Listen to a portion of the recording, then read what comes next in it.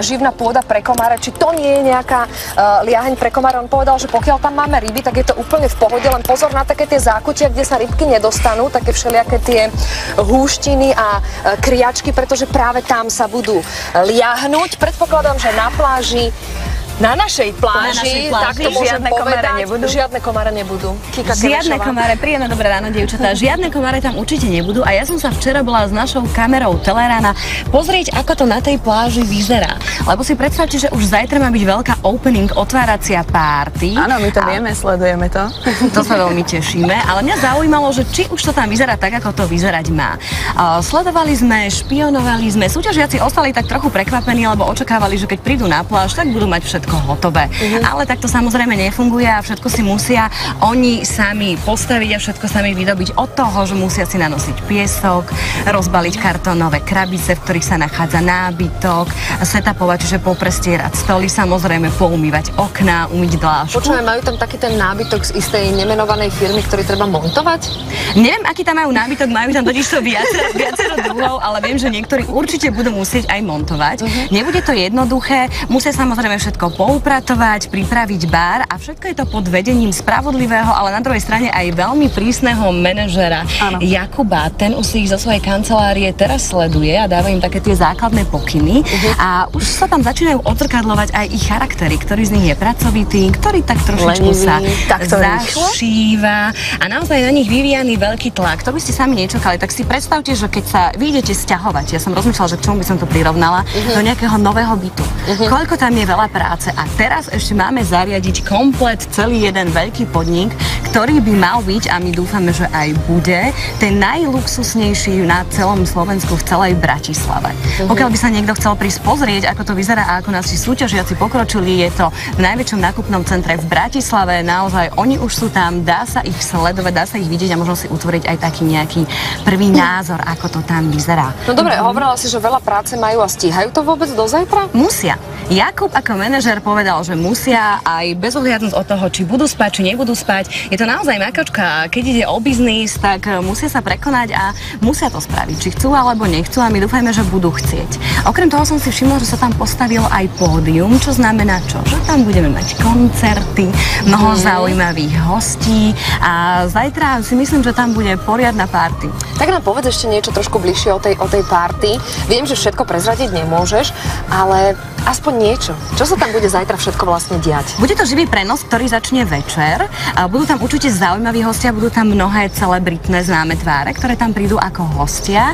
Samozrejme tam budú koncerty. Toto je toto, čo ti prezradím. Ale čo ešte zaujímavá informácia, súťažiacich máme 11 v tejto chvíli. Áno. A bolo povedané, že ich bude 12. Kto bude ten 12., tak to by Jakub ako manažer mal prezradiť práve zajtra večer počas živého prenosu. Sami netušíme, kto to môže byť a bude to veľkým prekvapením. Uvidíme aj, ako na ňo zareagujú súťažiaci, keď sa tam niekto zjaví len tak, či ho príjmu alebo nie. Počuj, ale keď hovoríš o veľkom prekvapením, tak mne to zaváňa takým, že to bude niekto známy. Vieš, že by Eva Máziková sa podujala tak, ako prišla na party na farmu. Odhalila si to. Vážne? Nechcela som to povedať, odhalila si to. Myslím si, že Eva tam naozaj narobí poriadky a bude to presne vyzerať tak, ako má. A ona narobí poriadky s tým manažerom, podľa mňa. Ona tam bude hlavný manažer, ale bude mať určite dobre tringelty. Takže pláž je otvorená pre verejnosť, Kvetka. Takže kto chcete vidieť Evu Mázikovú, nech sa páči, treba prísť na pláž. Každý tam ale teraz sme zavádzali, nie? To som si vymyslela. Áno. Tak aby teraz ľudia nezostali takí, že sme prezradili niečo dôležité. Nie, to sme len tak zavádzali, to sme fabulovali, vymýšľali si. Samozrejme, pláž bude pre vás otvorená. Ja sama osobne sa tam pôjdem pozrieť a ak náhodou neviete, kde pláž sa nachádza, možno ju nájdete aj na tzv. Use It mape, ale viac už o tom Dianka s našimi hostiami. Áno, na Use It mape nájdete toho naozaj veľa. O tom, čo konkrétne nám prišiel povedať Stane Burst, ktorý je ich tvorcom. Good morning. Good morning. A spolu s ním Dominika Mičechová, naša redaktorka. Dobré ránko obom. Tak nám Dominika povedz, čo to vlastne táto Use It mapa je? Use It mapy sú vlastne taký projekt, ktorý vytvára mapy pre mestá, ktoré si vytvárajú vlastne domáci ľudia. To znamená, že tam nie sú nejaké hlúposti, zaplatené reklamy alebo podobne, ale sú to veci, ktoré si mladí naozaj odžili, chodia tam a majú radi tie miesta, alebo sú to zákutia, ktoré na bežných mapách nenájdeme. To je vlastne podstata tých map, že sú nekomerčné a nie sú tam hlúposti. A taký príklad, napríklad ja som bola v Bruseli, tak tuto máme osmičku. Áno, konkrétne toto je Brusel. Áno, osmička je tu. Je tam vlastne parkovisko, z ktorého je úžasný výhľad, máme aj fotky. Áno. A je to vlastne parkovisko, teda strecha, z ktorého je výhľad lepší ako z ktorejkoľvek zaplatenej výhľadkovej veže alebo podobne. A čiže vlastne tam je veľa takýchto iných typov, alebo Jasné. sú tam Tvorcom týchto map je teda Stein. Good morning again.